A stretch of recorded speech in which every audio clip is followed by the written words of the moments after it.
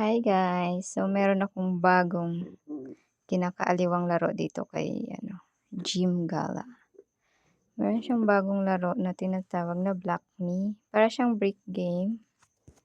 Ayun kailangan mo lang siyang lakas maka-throwback ng bata tayo. Sino ba yan? Kailangan mo lang parang kailangan mo lang ma-remove yung block.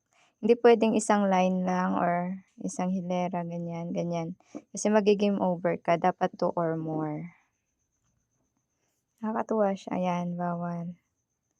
So, dapat 2 or more.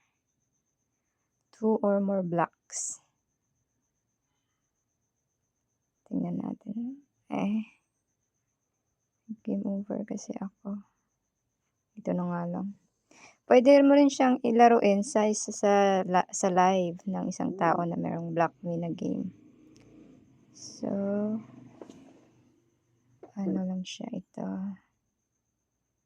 Magi-game over yata ako. Wait lang, try natin ulit.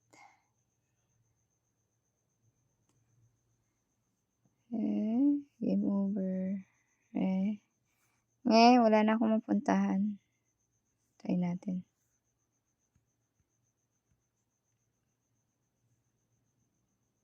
Diyan na lang. Ganyan siya guys.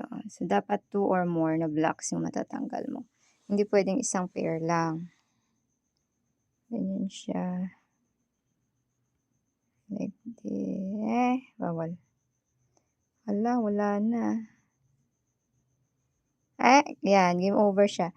Kasi parang isang line lang or yung natanggal ko. Dapat 2 or more. Tapos, ang kagandahan dito, kasi may reward kasi siya guys. Ayan nakita nyo to, yung Block Me. Ito.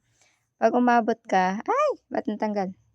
Pag umabot yung score mo dito sa 250 dito sa gitna, makakakuha ka ng 250 coins. Kung hanggang umabot ka hanggang dito sa dulo, makakakuha ka ng 12M coins. 'Di ba ang galing? Hindi mo kailangan mag-RC. Kung magaling ka maglaro nito, hindi mo kailangan mag-RC talaga.